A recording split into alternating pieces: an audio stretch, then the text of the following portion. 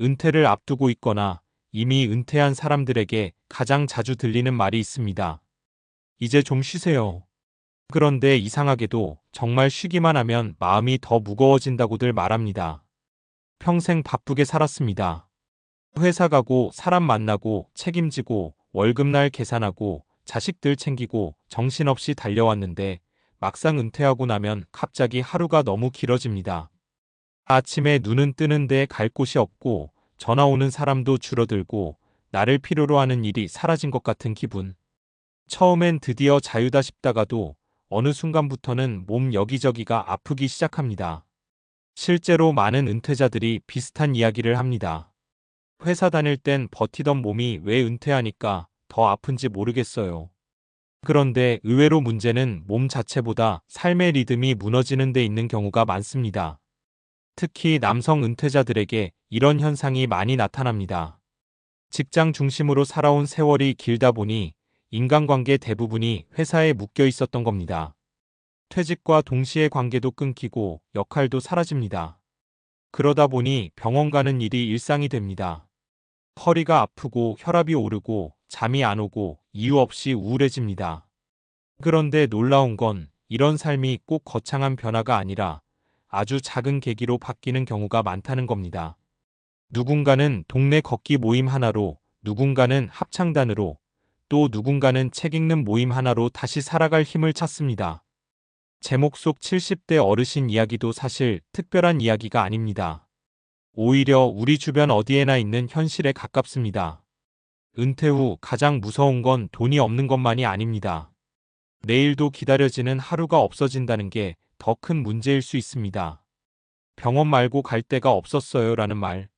서울에 사는 72세 김 씨는 퇴직 후 3년 동안 거의 매일 병원을 다녔다고 합니다. 큰 병이 있었던 건 아닙니다. 혈압약, 당뇨약, 관절 검사, 물리치료 이런 일정들이 하루를 채웠습니다. 처음엔 건강관리라고 생각했습니다. 그런데 어느 날 딸이 조심스럽게 말하더랍니다. 아버지, 병원 가는 날 말고는 거의 안 나가시잖아요. 그 말을 듣고 가만히 생각해보니 정말 그랬던 겁니다. 사람 만나는 일도 줄었고 웃을 일도 거의 없었습니다. TV 보고 낮잠 자고 병원 가고 하루가 반복됐습니다. 그러다 우연히 아파트 게시판에서 중장년 걷기 모임을 발견하게 됩니다. 처음엔 시간 때우기 정도로 나갔다고 합니다. 그런데 매주 같은 사람들을 만나고 함께 걸으면서 삶이 조금씩 달라졌습니다. 몸보다 마음이 먼저 살아나는 느낌이었다는 말을 했습니다. 신기하게도 병원 가는 횟수도 줄었습니다. 아프지 않아서가 아니라 하루에 다른 기대가 생겼기 때문입니다. 이 이야기가 중요한 이유는 단순합니다. 은퇴 후 삶에서 건강은 약만으로 유지되지 않는다는 겁니다. 사람과 연결되고 어딘가에 소속되고 내 이야기를 들어주는 관계가 있을 때 훨씬 오래 건강해집니다. 은퇴 후 무너지는 건 체력이 아니라 존재감입니다. 많은 사람들이 은퇴 준비를 이야기할 때 돈부터 생각합니다. 물론 중요합니다. 정말 중요합니다.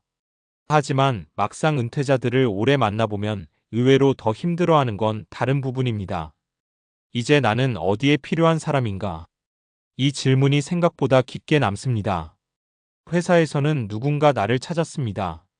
결정을 기다리는 사람도 있었고 전화 오는 일도 많았습니다. 그런데 은퇴 후에는 갑자기 세상과 거리가 생깁니다. 특히 한국 사회는 더 그렇습니다. 무슨 일 하세요? 라는 질문에 직업으로 자신을 설명하며 살아온 시간이 길기 때문입니다. 그래서 은퇴 후에는 새로운 역할이 꼭 필요합니다. 거창할 필요는 없습니다. 동네 아이들 책 읽어주는 봉사도 좋고 탁구 모임도 좋고 텃밭 가꾸기도 좋습니다. 중요한 건 내가 오늘 움직여야 할 이유가 생기는 겁니다. 사례 1. 합창단 때문에 다시 옷을 사기 시작했어요. 부산의 68세 박 여사는 남편을 먼저 보내고 우울증 초기 증상까지 왔었다고 합니다. 집 밖으로 거의 나가지 않았고 식사도 대충 해결했습니다. 그러다 주민센터 문화 프로그램에서 시니어 합창단 모집 공고를 보게 됩니다.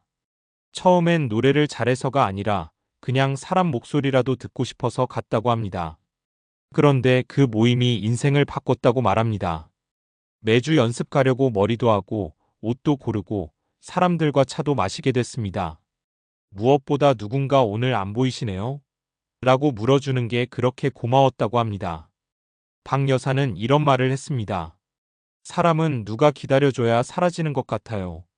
이 말이 은퇴 후 삶의 핵심일지도 모릅니다. 사례 2. 돈보다 먼저 준비해야 할 게 인간관계였습니다. 대기업 임원으로 일했던 65세 이 씨는 은퇴 직후 자신감이 넘쳤습니다. 퇴직금도 있었고 연금도 준비돼 있었습니다. 그런데 1년이 지나자 심한 공허감이 찾아왔습니다. 회사에서는 하루에도 수십 통 전화가 왔는데 은퇴 후엔 연락이 뚝 끊겼습니다. 처음엔 다들 바쁜가 보다 했지만 시간이 갈수록 외로움이 커졌다고 합니다. 결국 그는 지역 도서관 인문학 모임에 나가기 시작했습니다. 거기서 비슷한 나이대 사람들을 만나고 책 이야기하고 밥 먹고 여행도 가게 됐습니다. 그리고 이런 말을 했습니다. 은퇴 준비는 결국 관계 준비더라고요. 정말 많은 은퇴자들이 공감하는 부분입니다. 돈은 생활을 유지하게 해주지만 관계는 삶을 계속 살아가게 만듭니다. 사례 3. 아내와 매일 싸우다가 각자 모임이 생기니 편해졌어요. 재밌지만 현실적인 이야기입니다. 70세 최 씨 부부는 남편 은퇴 후 매일 부딪혔다고 합니다. 하루 종일 집에 같이 있으니 사소한 일에도 예민해졌습니다. 왜 또 TV만 봐? 점심은 뭐 먹어? 당신은 왜 그렇게 잔소리가 많아? 이런 말들이 반복됐다고 합니다.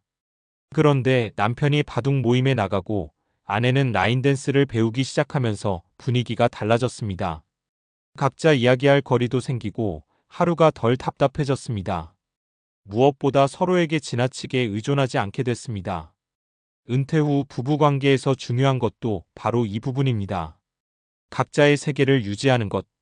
은퇴했다고 하루 종일 붙어 있는 게 반드시 좋은 건 아닙니다. 오히려 건강한 거리와 각자의 활동이 관계를 더 오래 편안하게 만듭니다. 결국 은퇴 후 삶은 관리가 아니라 연결의 문제입니다. 많은 사람들이 노후를 준비하면서 건강식품, 보험, 연금 같은 것들을 먼저 챙깁니다. 물론 필요합니다. 하지만 시간이 지나면 깨닫게 됩니다. 사람을 가장 빨리 늙게 만드는 건 나이가 아니라 고립감이라는 걸요. 아무도 연락하지 않고 갈 곳이 없고 기다리는 사람이 없는 하루가 반복되면 몸도 빠르게 무너집니다. 반대로 나를 반겨주는 모임 하나, 이름 불러주는 사람 몇 명, 다음 주를 기다리게 만드는 약속 하나가 삶을 다시 움직이게 만듭니다. 은퇴 후 행복한 사람들을 보면 공통점이 있습니다. 대단한 부자가 아니라도 거창한 취미가 없어도 함께하는 루틴이 있다는 겁니다. 매주 등산 가는 친구들, 매일 아침 운동하는 모임, 책 읽고 수다 떠는 사람들. 그 연결이 결국 삶의 체력을 만듭니다. 은퇴는 끝이 아닙니다. 다만 회사 중심의 삶이 끝나는 겁니다. 그 이후에는 스스로 새로운 리듬을 만들어야 합니다. 누군가는 늦게라도 친구를 만들고, 누군가는 처음 취미를 배우고, 누군가는 봉사를 시작합니다. 중요한 건 완벽한 준비가 아닙니다. 집 밖으로 한 번 더 나가는 것, 사람들 사이에 다시 들어가는 것, 그리고 내일 약속 하나를 만드는 것입니다. 어쩌면 노후의 행복은 거창한 성공보다도 오늘 누군가와 웃으며 이야기했는가에 더 가까운 건지도 모릅니다. 그렇다면 왜 이런 변화가 실제로 몸 건강까지 바꿔놓는 걸까요? 단순히 기분이 좋아져서 정도로 설명하기엔 실제 연구 결과들은 훨씬 구체적인 이유를 보여줍니다. 노년기 건강에서 가장 중요한 요소 중 하나는 의외로 약이나 운동만이 아니라 사회적 연결감입니다. 사람과의 관계, 소속감, 대화, 웃음 같은 것들이 뇌와 몸에 직접적인 영향을 준다는 사실이 여러 연구를 통해 확인되고 있습니다. 특히 은퇴 후에는 생활 패턴이 급격히 바뀌면서 뇌가 쉽게 정지 상태에 가까워집니다. 출근 시간도 없어지고 긴장감도 줄고 새로운 자극도 감소합니다. 문제는 인간의 뇌가 생각보다 사용하지 않으면 빠르게 기능이 떨어지는 기관이라는 점입니다. 실제로 노년기 우울감과 인지기능 저하는 단순히 나이 때문만이 아니라 사회적 단절과 매우 깊은 관련이 있다는 연구들이 꾸준히 나오고 있습니다. 사람을 안 만나면 몸이 먼저 늙기 시작합니다. 미국의 한 노년의학 연구에서는 외로움이 심한 노인의 경우 그렇지 않은 사람보다 사망 위험이 크게 높아질 수 있다는 결과가 발표되기도 했습니다. 흥미로운 건 이 위험도가 흡연이나 운동 부족과 비슷한 수준으로 분석된 경우도 있다는 점입니다. 왜 이런 일이 생길까요? 사람은 사회적 관계 속에서 안정감을 느끼도록 진화해왔기 때문입니다. 반대로 고립감이 길어지면 몸은 무의식적으로 위기 상태로 인식합니다. 그 결과 스트레스 호르몬인 코르티솔 분비가 증가합니다. 이 상태가 오래 지속되면 혈압이 올라가고 수면 질이 떨어지고 면역력도 약해집니다. 별것 아닌 통증도 더 크게 느껴지고 피로감도 쉽게 쌓입니다. 그래서 은퇴 후 병원을 자주 찾는 사람들 중에는 실제 큰 질병보다 무기력과 불안이 신체 증상으로 나타나는 경우도 적지 않습니다.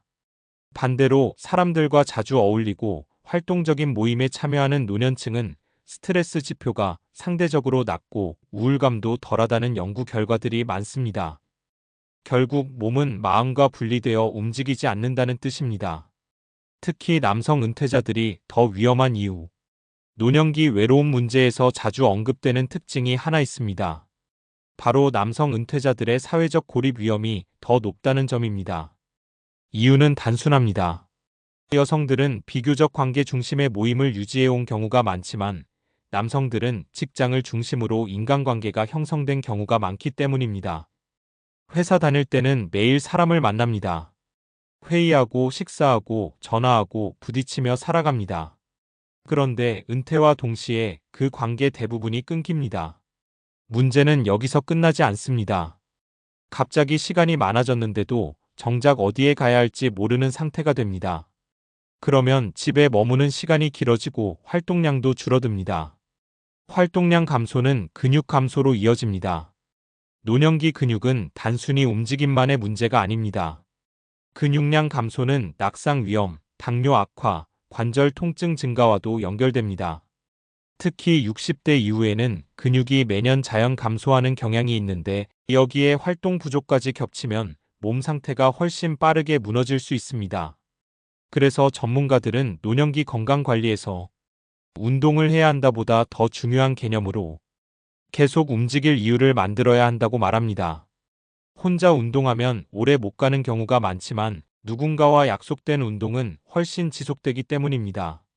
뇌는 새로운 관계를 만들 때 다시 활성을 시작합니다. 흥미로운 건 노년기에도 뇌는 계속 변한다는 사실입니다. 예전에는 나이가 들면 뇌 기능은 계속 떨어지기만 한다고 생각했지만 최근에는 그렇지 않다는 연구들이 많습니다. 새로운 활동과 인간관계는 뇌에 지속적인 자극을 줍니다. 예를 들어 이런 행동들입니다. 새로운 사람 이름 기억하기, 대화 주제 따라가기, 약속 시간 맞추기, 새로운 취미 배우기, 함께 웃고 반응하기. 이런 과정 자체가 뇌를 계속 사용하게 만듭니다. 특히 사람들과 교류할 때 뇌에서는 도파민과 세로토닌 같은 신경전달 물질 활동이 활발해집니다. 이 물질들은 기분 안정뿐 아니라 의욕과 집중력에도 영향을 줍니다. 그래서 어떤 노년층은 은퇴 후 오히려 더 밝아지고 활력이 생기기도 합니다. 일을 안 해서 편해진 것 때문이 아니라 자신에게 맞는 새로운 삶의 리듬을 찾았기 때문입니다. 결국 노후의 핵심은 얼마나 오래 사느냐보다 어떻게 연결되어 사느냐입니다.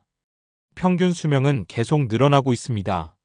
이제 80세, 90세까지 사는 일이 특별하지 않은 시대가 됐습니다.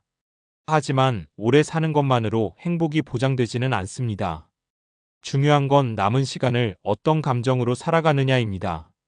매일 TV만 보며 시간을 보내는 삶과 누군가와 웃고 대화하며 하루를 보내는 삶은 같은 나이라도 몸 상태와 표정이 완전히 달라집니다. 그래서 은퇴 준비는 단순히 통장 잔고만의 문제가 아닙니다.